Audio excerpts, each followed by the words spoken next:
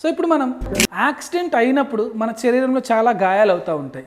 ఈ గాయాలైన దగ్గర నొప్పి లేకపోతే హాస్పిటల్కి వెళ్ళాలా వద్దా అనేది నన్ను చాలామంది అడిగేటువంటి ప్రశ్న అండి. సో మనకి ఎప్పుడైనా గాయమైనప్పుడు నొప్పి రావడం అనేది సహజం. ఎప్పుడైతే నొప్పిని ఇక్కడ మనకు గాయమైంది, ఇక్కడ ఉన్నటువంటి గాయం ద్వారా వచ్చే నొప్పి నా బ్రెయిన్ తెలుసుకోవాలి. ఇది తెలుసుకోవాలంటే దీనికి ఒక కనెక్షన్స్ ఉంటాయి, నరాలు అంటాం అనమాట, నర్వ్స్ అంటాం.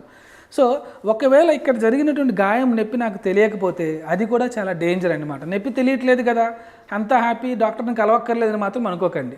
ఎప్పుడైతే నొప్పి తెలియట్లేదో దాని అర్థం ఏంటంటే ఇక్కడ నుంచి నొప్పి సిగ్నల్స్ని క్యారీ చేసే నర్వ్స్ అంటాం, ఆ నరాలు కట్ అయిపోయాయని అర్థం. సో అలా నరాలు కట్ అయిపోయినప్పుడు మీరు ఎమర్జెన్సీగా హాస్పిటల్కి వెళ్తే ప్లాస్టిక్ సర్జన్ కానీ ఆర్థోపెడిక్ సర్జన్ కానీ మళ్ళీ నరాలని అతికించడం జరుగుతుంది. ఆ నర్వ్స్ని మళ్ళీ అతికించుకొని మీకు మళ్ళీ ఆ సెన్సేషన్స్ రావడం జరుగుతుంది.